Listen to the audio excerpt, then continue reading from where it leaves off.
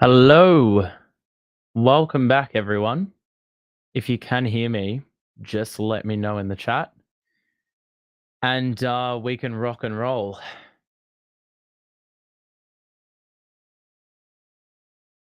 Just give me a little shout out if you can hear, and we should be right to go. Yep. Alrighty. We're back for the second time in 48 hours to do the Carlton Space. If you weren't here the other night, we had a pretty interesting sort of show. Where we just talked about what has happened so far in the season, potentially things that we're looking forward to um, going forward, and like key performers, people that have surprised us, and we sort of had a little glimpse at what is to potentially come this week. That's what's going to be the main subject of our discussion tonight. For about an hour or so. We've also, I don't know why I keep saying we as if there's more than one person here. Um, there is going to be a little game that I made, which I don't think we really see too much. I don't think we've seen it at all. With regards to Carlton stuff. So obviously hang around if you want to participate in that game because it's pretty what is it? It's a two-way street, basically. But the main discussion point for today is the teams. They got announced a little bit of time ago, and I will add it to the stage. There it is. That is the team, and I mean Terry's probably gone through this a little bit. Those in the chat, welcome to the stream. Yeah, it's probably been already discussed and broken down a bit by Terry, but this is the teams that both teams are going out with. We did foreshadow that Fantasia was going to get selected in the 22 because it's just it's not a luxury pick, but it almost feels like a default pick for Michael Voss every single time where we're going to play, which is really odd because it's a Razio Fantasia. I may need to do an analysis on him just to figure out what the hell Vossi is seeing in him that warrants him getting playing time. But some very interesting things to break down, and I've seen a few different things sort of hashed out on Twitter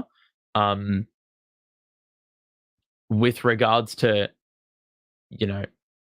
certain little details. I think we'll get into it.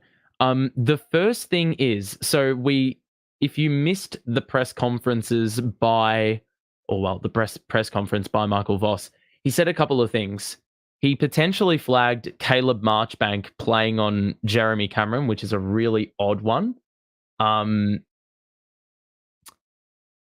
Because I would not have ever thought of that. I mean, that being said, I don't think I would have thought of Alex Chincotta going into the midfield. That's going to be another discussion down the line. But really, really odd, the Fantasia pick. Aside from the Marchbank and the Fantasia issues, we've also got Motlop on the bench. It was flagged that, Fantasia and Motlop are available. Pitnet and Cunningham are not. But that's the other interesting part about this, because Pitnet is an emergency. So that's sort of going against what Vossi said. So a little bit of mind games by Vossi with regards to that. So that's definitely something to keep an eye on, because I think we may see some late changes. It is a very Geelong thing to do, a very Chris Scott thing to do, to catch the opposition off guard and basically make a change that no one saw coming. But I mean, you would not expect the other two Geelong emergencies to even get a sniff. Stanley's the only one for me. As it stands, De Koning is going to play on Blitzarves in the ruck. And I'm not sure who's going to be the backup ruck. Tom Hawkins maybe in the forward line, and maybe they'll get like Dangerfield to pinch it in the ruck. I don't know. And maybe Cameron as well. That's a really weird lineup they've decided to go with. Motlop didn't do much in the last game to warrant selection. He had a better game in the twos, but not it wasn't exactly banging the door down to get into the AFL team. Fantasia was starting to get into some good form, especially against Port and Gold Coast. He's not a high possession getter. His kicking inside 50 is very good when he kicks it inside 50, which is not that often. So that's sort of a bit of an issue. But I mean, it's going to come down to like the onus is on Orazio to get involved, and then we can actually see a bit more of that disposal inside 50, because there's been a few occasions where he just hits up a player, lace out. There was one against the Suns a couple weeks back where that it was low and flat, hit the target, and pretty indefensible. If you were a backline unit, you would never stop that. So he's just got those little moments of razzle dazzle, but we have not seen that enough at all this year so far. So yeah, I mean, if we, you know what I'm going to do is I'm going to start with a simple poll. I'm just going to say, rate the team. And we're just going to get you to just honestly just fire away. What do you think the team is rated? From a Geelong perspective, Tanner Bruin is one big out for them. Shannon Neal, not so much. Stanley's injured, but I think that's just the cover up for him getting absolutely smashed in the ruck over the last 8 to 10 weeks. There was a nice segment on, I believe, Footy Classified, or if not that, one of the other footy shows that talked about Reece Stanley just being completely dominated. I mean, go back to the game against Geelong that we played, probably 5, 6, 7 weeks ago, and we saw Pitnet absolutely dominate out of clearance. And there was you didn't really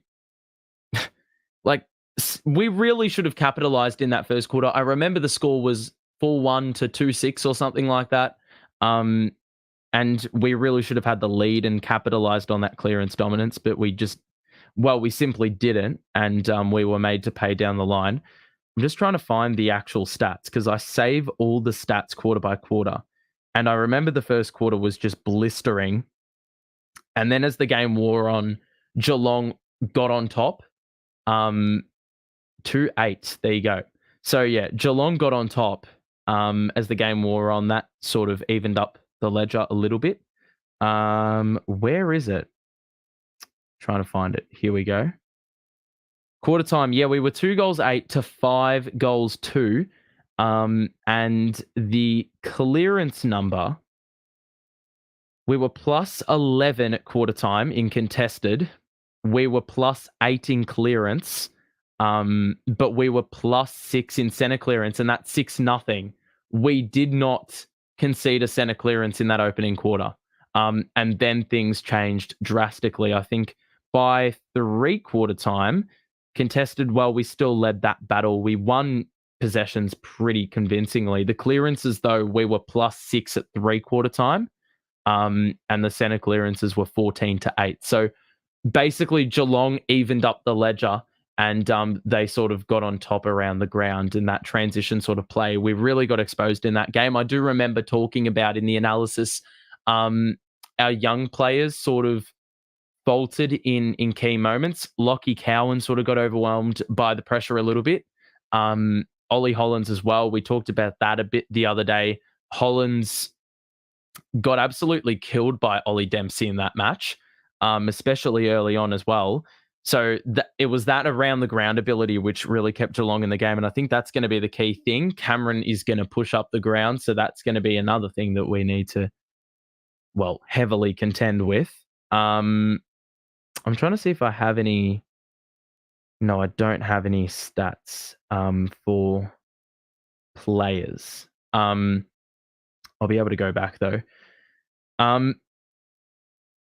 But half of you have said, okay, B's and A's is your ratings at the moment. So, yeah, not too bad from your perspective. And I would probably have to say it's basically it's as good as we could get it. I think with Pitnet, you don't want to shake it up with De Koning. De Koning's at a cracking run of form. So if you bring Pitto back in, I have a severe amount of, stress that it's just going to completely unravel for him. Over the next couple of weeks, you'll slowly see him deteriorate back into normality. Okay, so the last time we played Geelong, first quarter, Duncan had 10, Holmes had 9, Pitto had 9 touches, Dempsey had 8, and I'd love to see the score involvements in that opening quarter. He had 2 inside 50s, score involvements, I can't tell because the AFL app is broke. Okay. So, yeah. But I think we should also talk a little bit about, so they've got some really good ins. Zach Tui killed us the last time, 3 goals to him. But the one that is a pretty decent loss for Geelong is Tanner Bruin. I'm just going to quickly switch over to this tab. And I just gathered some of the Geelong role players on Wheelo Ratings, which is such a good site for stats, and sort of want to compare Bruin to the other guys. He's not as high of an impact play because his time on ground's pretty low, but he does rack up a good amount of possessions in the time he is on the ground. Disposal efficiency with all 4 of these guys is not really that good, especially the kicking efficiency, which sort of implies that they're, well, not a great centre clearance team. They're probably of a similar mold to Collingwood in the sense that they just bang it on the boot, get it forward, and let the forward line sort of show that polish a little bit more. So like Brian Myers is a really good kick. So, these guys just need to get it into the vicinity, and then you can have the more classy players Stengel in there as well. The key things for me, I was having a look at this before, like the meters gained, this is key for Alex Cincotta. Does he go to a player like Max Holmes, who is a really big gut runner? He gets a lot of distance on his kicks, and he's probably more damaging with those kicks than most midfielders for Geelong. So it's really a matter of, do you want Cincotta to go with a gut running type like he has done in a lot of weeks previous to this one? Merritt, Butters, who else? Merritt, Butters. Who am I missing? Took Miller. They're all guys that run contest to contest. They absolutely, they sprint for it. And you need to be on your A game. So I think Max Holmes is probably going to be, he's definitely on the radar. But as far as contested possessions are concerned, Tanner Bruin's up there. Centre bounce attendances, he is the highest centre bounce attendance player of any of those 4.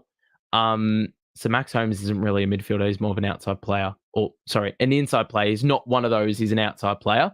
Tanner Bruin has a lot of centre bounce attendances. And because of that, he's got the most centre clearances and the most stoppage clearances. So you're seeing what use they have for him and what they're going to be missing on the weekend. I mean, Dangerfield's probably going to slot in very nicely. But yeah, like Bruin's not really a goal kicker either. Score involvements, he's not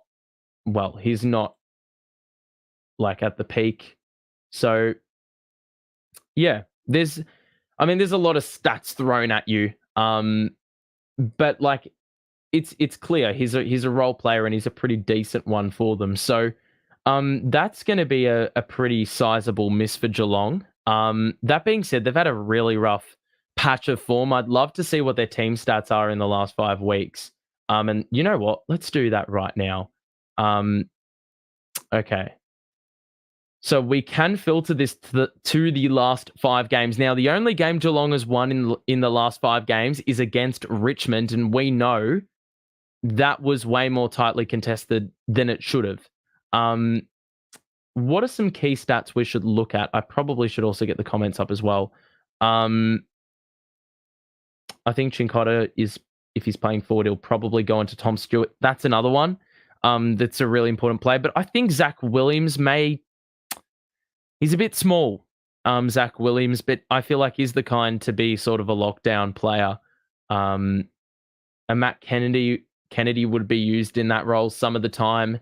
I mean, he was last year with Jake Lever, but that's only because Harry Mackay wasn't playing. So I don't know. Vossi's been a little bit unconventional in the last few weeks. So I think that Chincotta assignment is going to, well, it could be as straightforward as going up to a Holmes or a Dangerfield or someone like that. But it could be as left field as picking out, I don't know, Myers or Stewart or someone else. Zach Williams may be used in a defensive role against one of the Geelong key players. Who knows? And he's also been a little bit interesting with the use of Lockie Cowan. I mean, last week, Nick Martin went forward after playing back in the first half and not really having a sniff. And then they put Cowan on him.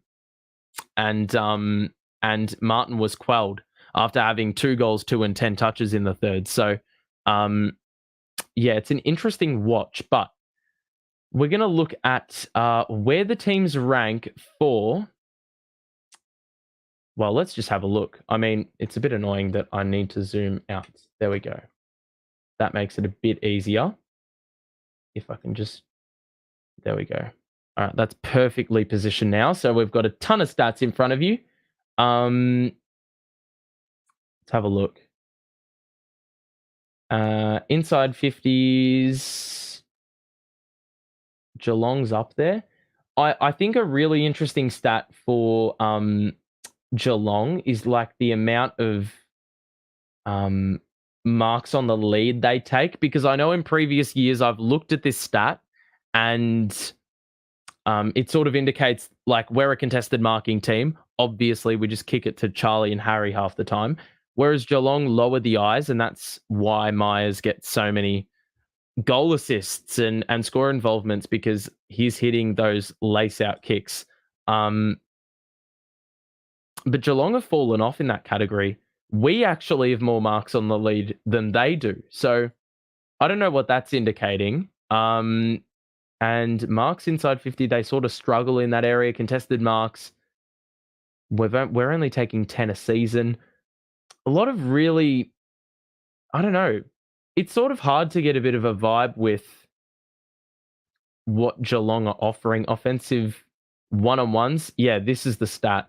We've got 15.2 of those. So we kick to a lot of one-on-ones. And I know the win percentage when we're kicking to marks on the wing or to contests on the wing is really bad. I bookmarked something surrounding that by Bagalytics.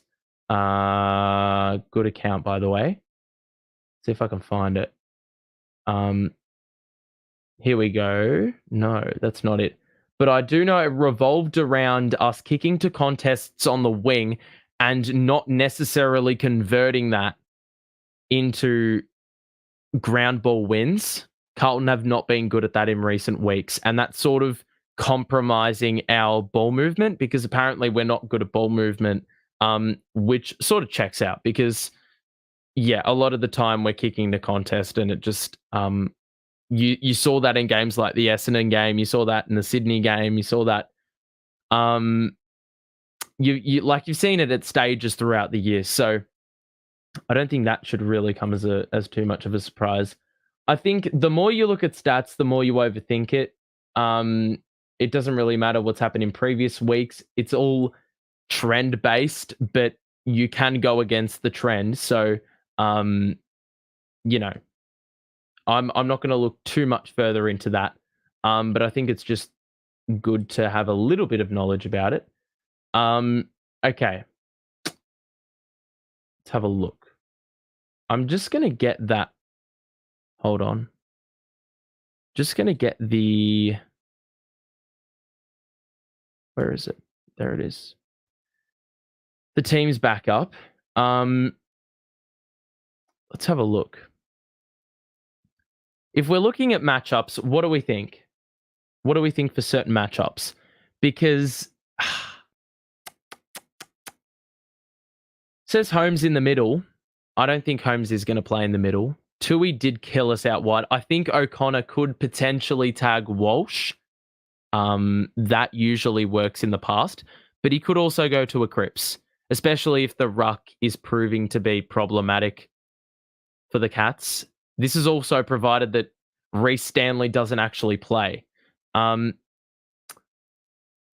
We have beaten Geelong in the past without Danger having too much of an impact. Danger can't be tagged, but someone will need to just run with him. I agree. I mean, same can be said for a lot of their players, but yeah, Danger, there's...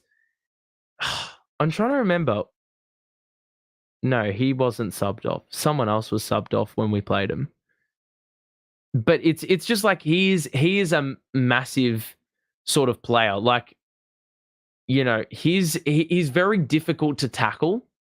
So I think that's where the sort of, like, that's where it's going to be difficult to stop Danger. But you just need a big body on him.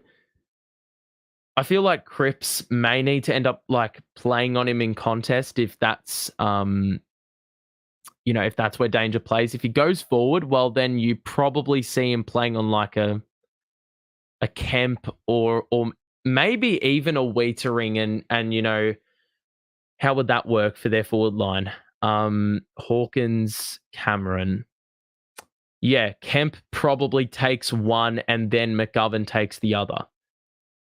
But that being said, the last time we played Geelong, Hawkins got absolutely blanketed by a Wiedering. So you would sense it has to be one of Kemp or McGovern that goes to Danger.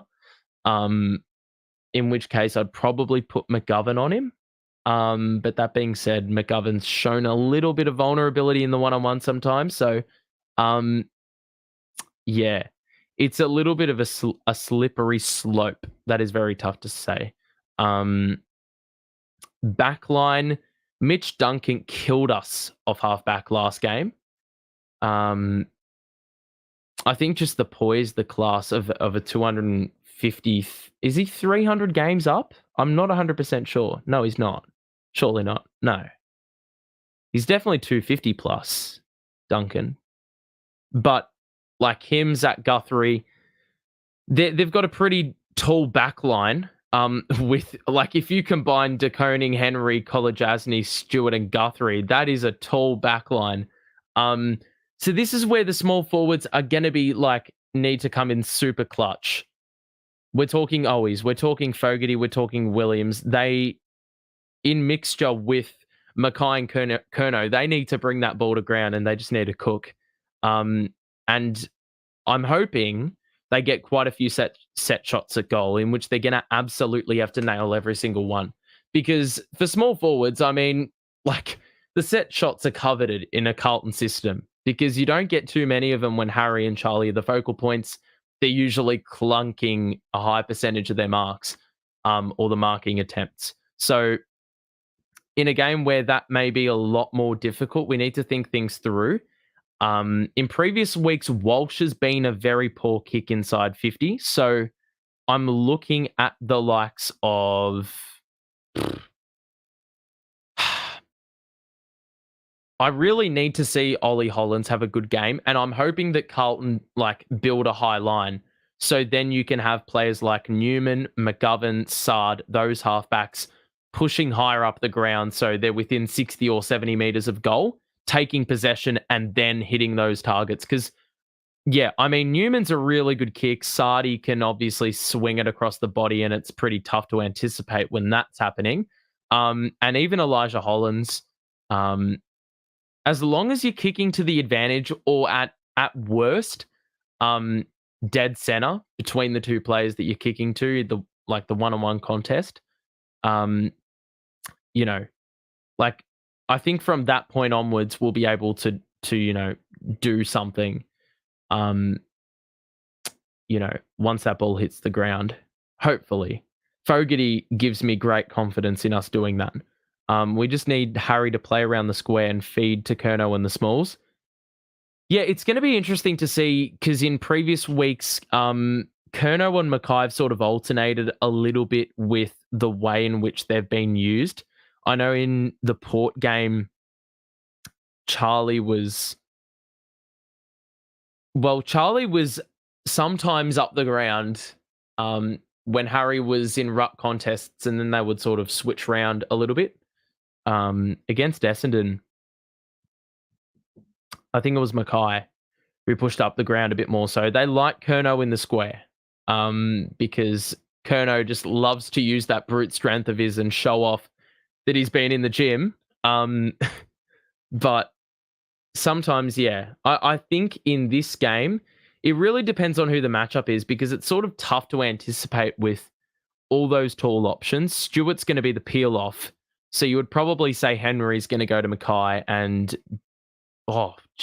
Curnow may get picked up by one of, I'm going to say maybe Colin because I really don't know what's going on there with Geelong's backline. It's a bit tough to anticipate. But overall, I'm not too concerned with the team that we've put out there. The backline's been rock solid. There's been a lot of silent achievers in our team. Boyd, Kemp, even Ollie in recent weeks has been really good. I think while we are pushing on full health, and I mean, that bench looks pretty strong as well. So, yeah, there's almost no weak link in this team. Orazio maybe puts that into question a little bit, but I'm not sold that the teams that we see here are going to be the final teams, in the sense that I think someone from the emergency list is going into the 23. I think that's actually going to be a given. So, yeah, it's going to be an interesting watch for sure. I just want to see, hang on a second, because I wrote a list of what I wanted to discuss today and I forgot to open it. So I will give that a look in just a moment, because there were a few other things I wanted to talk about.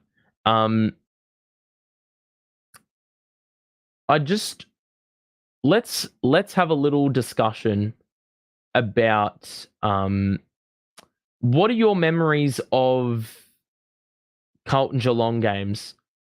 It can literally be any game. Yeah, full stop.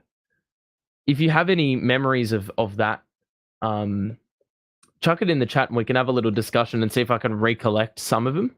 I'm trying to think of games that really come to mind. There's a Joel Selwood game winner about 10 years ago because I can remember both teams, I think, scored 100 points in that match at Marvel Stadium. There was the game where Dennis Armfield kicked a bag of goals, and I remember him running into an open goal with Darcy Lang chasing behind, who would have thought was going to become a Carlton player in the next couple of years. That's another game that comes to mind. I'm trying to think of any other games. Who else we got? Whoops, that is not me. There's me. Trying to think. Well, obviously, we've got last year's game, which was absolutely excellent, where Charlie just went absolutely nuts. He kicked a bag of goals. Jeremy Cameron had an absolutely ridiculous game by his right as well. But yeah, there's been some really good games in recent memory between these two teams. So I think that hopefully we're going to see a repeat of that. I really can't bear to watch another game where Geelong cook us the way they did or like earlier in the season, because that was just, it was awfully difficult to watch, especially when you saw that nice little comeback at the back end of the game. where Geelong just, like, they almost switched off a little bit, and we just decided, well, fuck it, we've got nothing to lose, really. Let's just go all guns blazing. And Blake Acres nearly decided to do an absolute madness again. But like, even those moments, it's just like being a Carlton supporter is not great, because you just have these moments where they just give you the false hope that, like, you've got a game all done and sorted, whether Carlton are in front or behind, and always the flip side nearly ends up happening. I'm hoping that we deal with business. What I'm hoping from this game is I'm hoping that we kick 100 first and foremost, and I do not want any quarter with 2 goals or less, because I think this game is going to be, well, I think it's going to be inside of a 4-goal margin for sure. I think that's nailed on. Yeah, I think it's going to be lower than a 4-goal margin. I think it's also going to be a I just completely lost my train of thought. Yeah, we want to kick 100 points, and I think we need to see Charlie and Harry kick probably 3 each, and then we need our small forwards to kick a couple each. We need Williams to kick another 2, so continue on with the form, make it 12 in 5 games, I think. Or it probably is 12 in 5 games right now. And we'll need a few midfielders to chip in as well. Speaking of the 4-goal margin, though, like, if we have a 1 or a 2-goal quarter, I can guarantee you it's going to be under 2 goals, the final score. I can see the vision right now. And I'm not claiming to be a prophet or anything, but it always seems like every single time we have a 1 or a 2-goal quarter, shit hits the fan.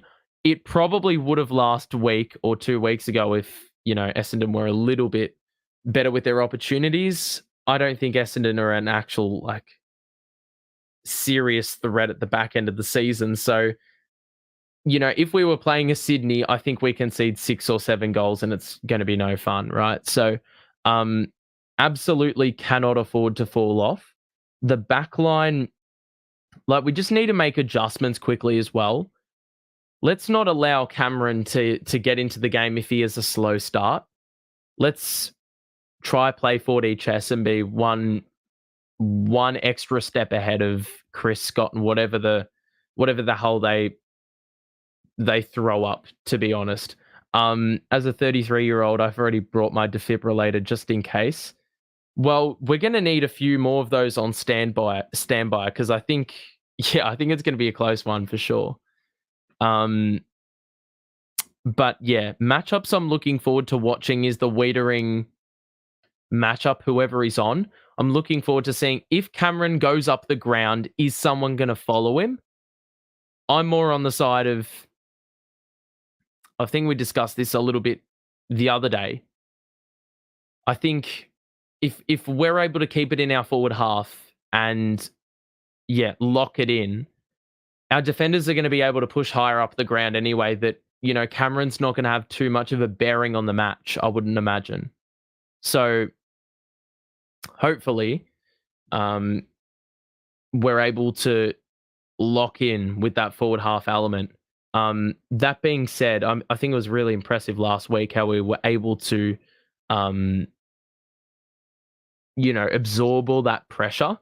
And last week, a really key element of our win was the shots we gave up.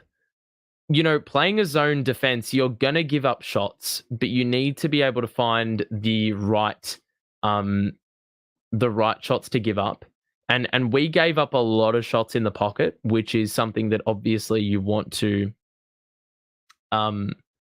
that's something you want to do, as opposed to giving up shots 20 meters out directly in front. We were able to sort of very similar to if you're a basketball follower, where the paint is, obviously that's the easiest part to score. But outside of that, on the wings, in the corners, and then top of the key above the break, it's much more difficult to score. And sometimes defenses are more inclined to give up those shots as opposed to the ones in the paint, especially if they're a smaller team. Naturally, on a footy field, it's dumb to give up like lower or high percentage shots. So I think we did really well. Like in the Geelong game, the first time we played them, you could tell that the spacing was a bit wrong with the zone. Like the team sort of, I don't know how to explain it. The players zoned off, but a little bit too far away. We saw that at times with Essendon last week when we were playing in transition. We got through so easily because there was no Essendon weren't placing themselves in between players compact enough to be able to impact both contests that they were sort of sagging off. So that's a couple observations. I think with Geelong, that's going to be very key as well. Fair play to them if they kick a couple of goals on the boundary, but we negated the influence by just jam-packing the middle. If Essendon wanted to get it to their key forwards, that's where they had to go. And if not, they were kicking to the pockets where you had... There were a ton of set shots where they really didn't give themselves a sniff, or we didn't give them a sniff because the angle was that tight. So let's have a look at the comments. At the games, I'm fine. Watching on TV, I'm a mess. That's a really interesting concept because at the games, usually you're feeding off everyone else's anxiety. I just don't think I can take seeing Jeremy Cameron take the piss on us again. Yeah, I mean, yeah, he's had a really good stretch against us in recent matchups. So yeah, all I can say is even in the preseason game, I go back and I remember, I think it was Brodie Kemp that played on Jeremy Cameron when Wiedering wasn't in the side. So I think it's going to be, very interesting to see the matchup that they take. You sort of get the intercept marking with Kemp, and I wouldn't back him in a one-on-one against a Cameron. Wiedering should go to a Hawkins because we simply don't have anyone physically built as well as Wiedering, to take Hawkins, because Wiedering and Hawkins are pretty similar builds. Everyone talked about them having more inside 50s, but their shots were such low percentage that it didn't matter. Media just blowing up a stat that didn't go Carlton's way. I think they talked a lot about Essendon's entries last week or 2 weeks ago. They talked a lot about Essendon's entries and saying, well, they should have just kicked better inside 50. They needed to lower the eyes more. The problem was, we covered all the gaps so well. There was one I covered in the analysis where Elijah Hollands, his role as a half forward, on defense, he rolls back from the midpoint of the ground. He'll track back into probably the 45 to 50 meter portion of the 50 directly in front. And there were a couple times against Essendon last week, they tried to lower the eyes, but that kick simply wasn't on because you had an Elijah, dropping in front and blocking that leading lane, even though it was deceptive. It looked like Essendon had space, but they actually didn't. So I think we've got to have a bit of this. I reckon a bit more credit needed to be shown in our direction. So yeah, I think it was also helped by the fact that the ball was not getting out of our area. And whilst in one way, that was sort of it wasn't a blessing because our backline was under the pump continuously. It was a really good thing because we weren't getting killed in transition, which is usually our most vulnerable area. Every single time we set that high line, if a team is able to breach that high line, you've got basically an open goal.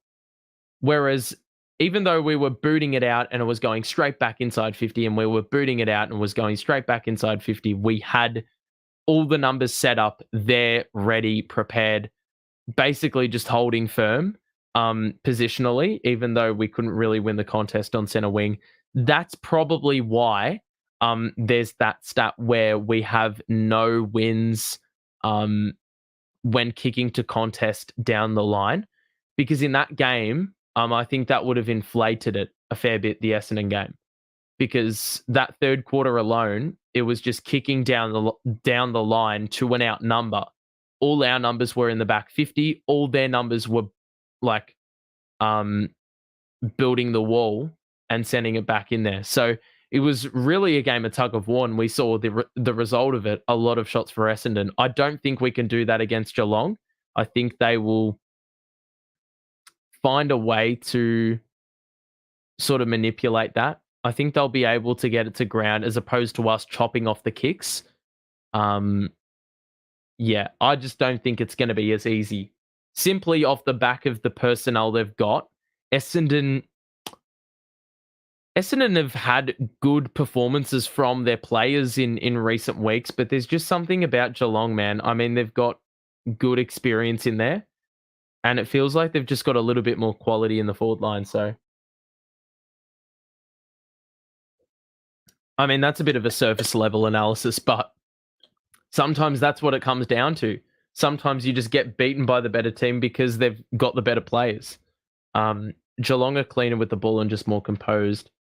Experience and players make all the difference. That's what I'm putting it down to. Okay. We are going to do, because it's already been 45 minutes. That is crazy. Okay.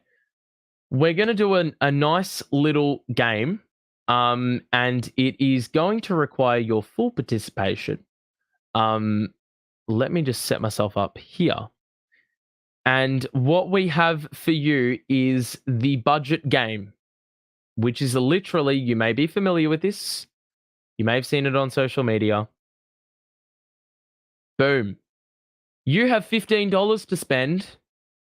You have one player you can get per position. But yes, only $15. So, I'm just going to let you guys cook. And I mean, I've tested this on a few mates and they've been a little bit stumped. So let me just run you through the plays. If you don't know who the players are, that is all good. We'll run you through it. From the top line, you've got to know these guys. Matt Cruiser, Wiedering, Juddy, Favola, and Andrew Walker. That is the number one utility. De Koning, Cade Simpson, Cripps, Kerno, and Zach Tui. So very, very fitting for this week. Then at $3, Pitto, Jamo, Michael Jamison, Andrew Carazzo, Eddie Betts, and Jack Silvani. Then it goes off a cliff. $2, Sean Hampson, Liam Jones, Mitch Robinson, Jeff Garlett, Zach Fisher. And then $1 is the GOAT, Robbie Warnock, Simon White, David Allard. You have a 2-for-1 deal where you can get both Andreas Everett and Matt Wright, and then Nick Dygan, obviously cult hero in that 2013 final against Richmond. So make your best 5. I will show you my 5 when we get some responses. I want to do like a little comparison between like we can put your 5s head to head with mine, and we can actually do a poll and see who gets the most votes. So I'm just going to let you guys cook a little bit. It's difficult because recency bias won't work, because you can't afford De Koning, Wiedering, Cripps, and Kerno all in one. It's not going to happen. You don't have that much money. Unfortunately, you're just a little bit too poverty for that. And equally, the utility slot, if you want to get a good utility, you got to spend big. And same with the rucks, because the stocks are a little bit questionable. So if you go for a good ruck or a good utility, well, you may not be getting the greatest defender or midfielder or forward. So the fact that no one has responded yet means that there's a lot of thought going on and a lot of thought going into this. But I actually really enjoyed making this. So fire away at your 5-man lineup, and we'll see what you guys have cooked. It's going to take your full amount of brain power, and if you were at school today, I don't know how old the people are in the stream right now. If you were at school today, if you're at work today, while you thought your work was done, this is work right here. This is work. And I did this on purpose. I just wanted to see. I actually want to do more of these. But like my ball knowledge isn't great for, well, past the 20 years. So you know what? I may have to do another 20. But the problem is there's not enough ruckmen to go around. Okay. Pito, Waiters, Cripps. So you've gone Fish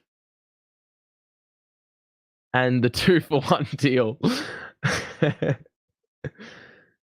All right. So Pito, Waiters, Cripps, Fish, and 2-for-1. Is that, wait, 13?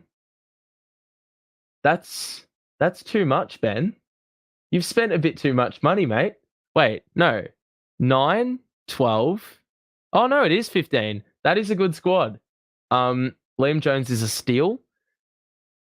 Yeah, I don't know. I feel like if you factor in Liam Jones's whole Carlton career, there was a very good back-end portion, but the early portion was fucking rubbish. Pardon the language. But it needed to be used. Waitering Cripps, Eddie. That's 12. Fish and the 2-for-1. Okay. Wait. 7? You have not included a ruckman. Can't be disrespecting the rucks. You know what? Let's get some music going as well. Wow, I could add my own music if I wanted to. Let me get the headset out. I just want to hear what... Let's have a look. Wait. So unnecessary.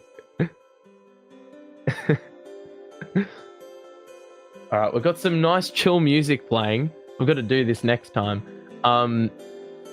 Pito, Jones, Cripps. It's 5. 9. Betts and Sauce. That's a good one. There's not too much flaw in that, to be honest. Pito, Jones, Cripps, Kerno, Fish. What's that? 4, 8, 10. That's good. Bev, Jeffy. Garlett was a good player, underrated. Everett and Matt Wright. Jamis. Well, wait, how many players have you gotten? The idea was to grab 5, but Z's just gone out and gotten way more than we need.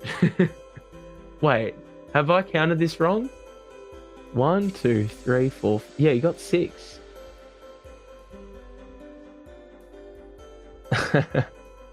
I'm gonna just show you mine, and we can see. Yeah, we can just see how mine stacks up. I decided to not bottom out and not go with any $5 player. So, hold on. Let me pause this because that music is probably really jarring to listen to. I've gone with a very mid lineup because I just wanted to avoid the bottom line, and well, that meant I had to avoid the top line. So we've gone with $3 Pito, we've gone with $4 Simo, we've gone with $3 Carazzo, $3 Eddie, and $2 Fish. I'm pretty sure that's $15. 3, 7, 10, 13, 15. Yeah. Ruck, Pitto, Betts, Fish, Jones, Cripps. I feel like that's sort of Fisher sticking out like a sore thumb in that lineup. Yeah, I know. This was tough. 3, 3, 3, 6.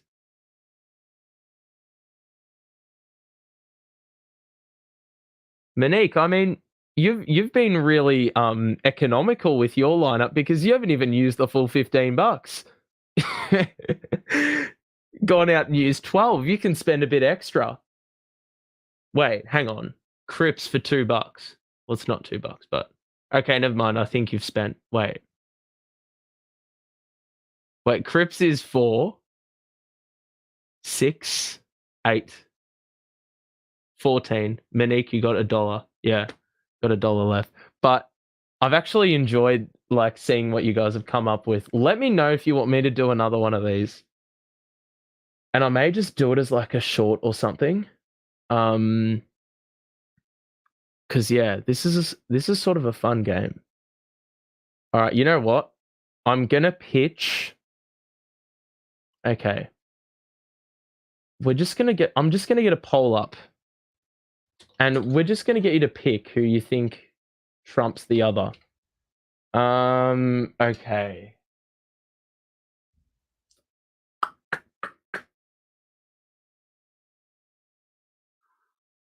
A lot of you guys have gone Pitto. The mid-tier option. Okay. I'm going to put this one by Conbrain. Kerno. Fisher. Okay, it doesn't even fit. All right, that's great. Okay.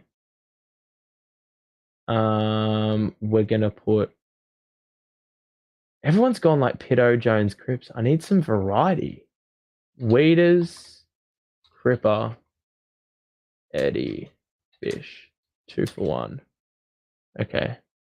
Seven's not going to like me using his answer, but chucked it in there.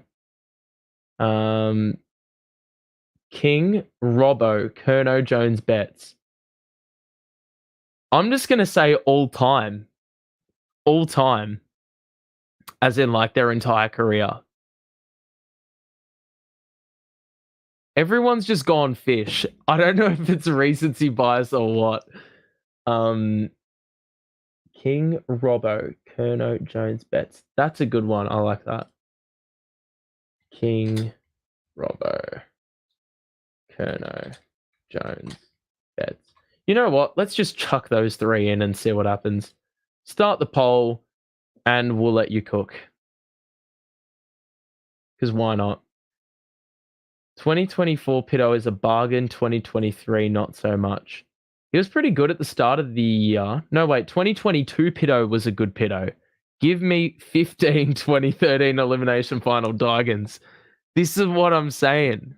Where was the left field outside the box answer? That's exactly what we're looking for in this. Someone needed to just use their brain a little bit. Because joke's on you, the 3 options I've put in the poll are actually all worse than that 15 Nick Duigan option.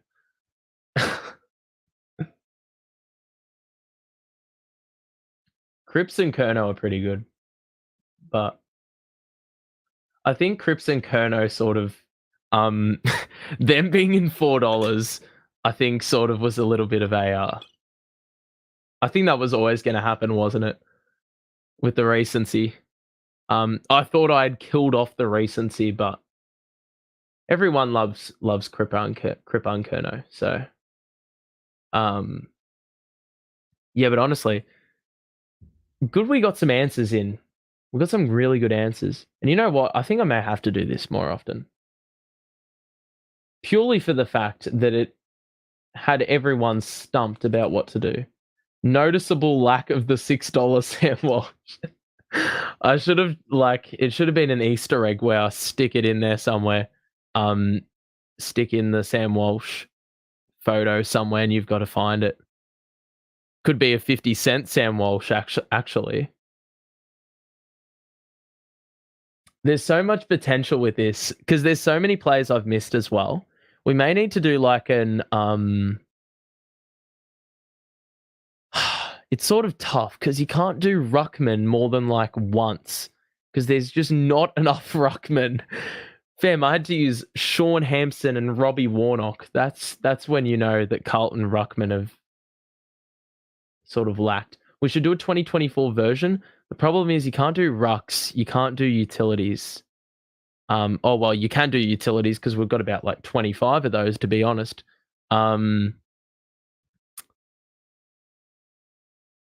Should run it back with the 2014 to 2020 sides. Honestly, the next one we do is I've already got an idea.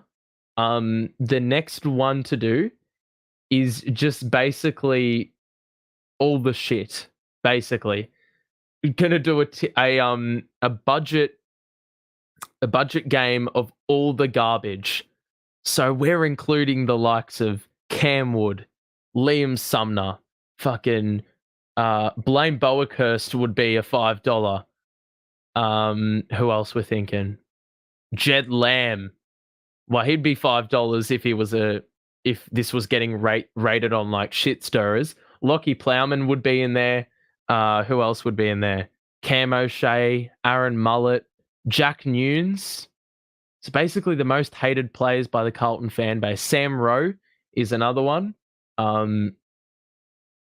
Will we be getting sauce in the ruck? I was joking around with this yesterday with my mate. Honestly, you could put like 7 ruckmen for Carlton, like Kennedy, J Sauce, Cripper, Mackay, Plowman in the $11 row. He's just that good. He's just that good. I mean, it's pretty undisputed that Plowman should be team captain. And you have to select the coach, Malthouse, Bolton, or Teague. Fuck. Oh God. There's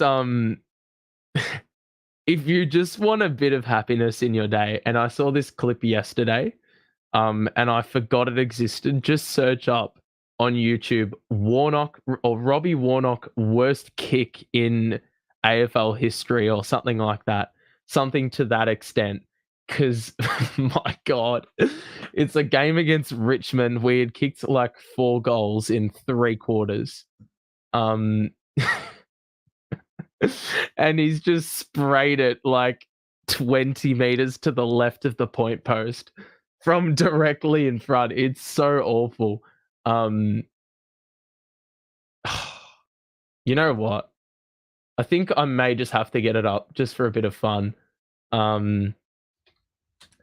I think nothing gives me great joy more than reminiscing on the shit Carlton years and just laughing at how bad it was, I think. And almost like, yeah, just looking back on the teams, who did we have then? Because it just shows how far we've come from that point. But like the 2-win season in 2018, that couldn't be any more worse. But I would say that the Malthouse years, the back end of that era was just as bad, if not worse, because there were expectations on that. Okay, let me get this Robbie Warnock kick up. It is the worst kick I think I've ever seen in my life. It's just, it's the worst. Like, it's shocking quality as well. That's the funny thing as well about it. I can just. Okay, hang on. Just wait, I'm cooking for a second. Hold on.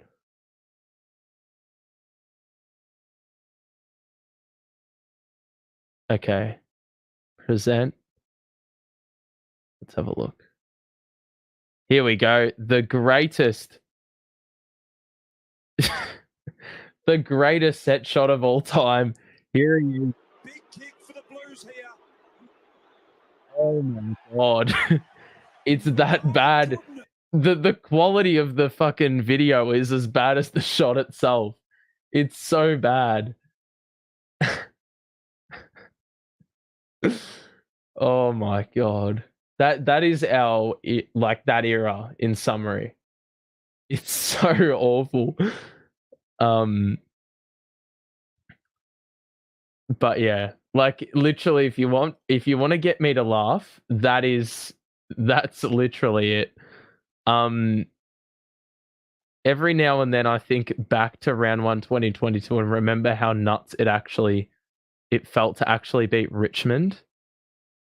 Yeah, I know. That year we like it was a fever dream that game because no one actually yeah. Like we had a new coach and all this, but like we weren't sold on any real change until we actually saw it on a football field, and that was the very first opportunity to see it in an environment that actually mattered. So that's why everyone just went batshit crazy because I don't think anyone saw it coming from a mile away. But yeah, look, I'm probably going to wrap this up because I've got, well, I don't really have anywhere to be, but it's been basically an hour, and I think there's not too much to discuss. God, that looks awful. Hang on.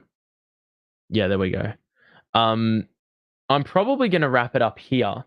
And if you are watching delayed, you can also put your top 5 lineup in the comments section, and we can maybe the comments can like which one is probably the best of the lot. Yeah. And also, look, if if you guys enjoyed this little stream where we just talk shit, basically, because I mean, you can only say so much about the teams. You can either say it's good or shit. You can say Orazio deserved to be there or he doesn't. You can say that Pito may get picked off the emergencies and put into the best 22 on game day, or he won't. It's very black and white. So, look, we got an hour out of this stream anyway. But I hope you enjoyed the little, what is it? The little budget game that I did. We may do another one of these down the line at some point, depending on the week, depending on if I have time. That's usually the problem. So we may do it on like I don't know. It's sort of a bit tough because like other Carlton channels have their own shows on as well, and I don't really want it to, mix in because I think people are more inclined to watch those shows over mine. So it probably isn't really worth my time. But it's good that you guys have tuned in for this. Let's have a look at the chat real quick. Looking forward to doing this in the pre-finals bye. I didn't jinx it. Well, look, you said it, not me. And usually I'm the one that jinxes it. So I'm happy you said it because I think we may have a bit of a better result with you saying it. Last question. Will we manage to get Ben and Lucas at the end of the year? Yeah. Yeah. I think we will. Because I still can't wrap my head around what the ruling is or the new ruling is. I think it just like it's costing more. Is that what it is? Yeah. Like in past years, it's cost nothing to potentially get like a first round pick for nothing because he's a father son player. But it's going to be a bit more difficult. I think we have the assets. It's just a bit frustrating because we prepared for a previous model. And if it gets changed, well, then the model becomes a little bit more complicated with the assets we've got. We likely won't have enough for both unless we trade futures or something. Yeah, that's the problem. Yeah. The model's a bit more complicated. Our what is it? Our stocks yeah. Let's say our armory, our pick armory, we don't have an adequate amount of armory to go out into battle, essentially, um, at the draft. Yeah. So it's just a bit frustrating. Um, I can't see it going through for this year though. Will cost more. You'll no longer be able to use multiple later first round picks to amount to a first round pick. All those third rounders we got last year might become useless. Yeah, that's the problem. You can't, like, they need to do it years down the line, because you know picks are being traded a year or two into the future. So you've got to wait until those cycles, or you've got to wait until a cycle or a draft year that's been basically unaffected. And that's where you implement the rule, not where all these picks have been swapped around in the last, or for the draft in the next 12 to 24 months. It just doesn't make any sense. Only do it after Collingwood get the Dacos brothers, but before we get the Camporellis, it's a conspiracy. Well, yeah, I mean, it's always going to come down to that, isn't it? The right way would have to be starting 2026 where no picks are being traded. Yeah, that's what I mean. Yeah, because I don't know how many years into the future you can trade picks. But wherever that barrier is, beyond that barrier is where the this new ruling should start, if the ruling is to be implemented. Hopefully they decide. Yeah. And Cody Walker as well. Well, that will be affected because that's a couple of years down the line. He's 16, so 2026. If they make changes, Cody Walker may be affected. Yeah. I mean, it just, like, the good thing is nothing has changed yet. There is proposals, there is discussions, there is a lot of stuff floating around, but there's nothing confirmed and concrete. So we can only hope that the noise is loud enough from the general public, from the coaches and players, because there's obviously been those discussions where, the clubs are not happy. Apparently, there's been dialogue, they've been aware, but a lot of journalists and those in the media seem to think that that's not actually the case. And it would make a lot of sense.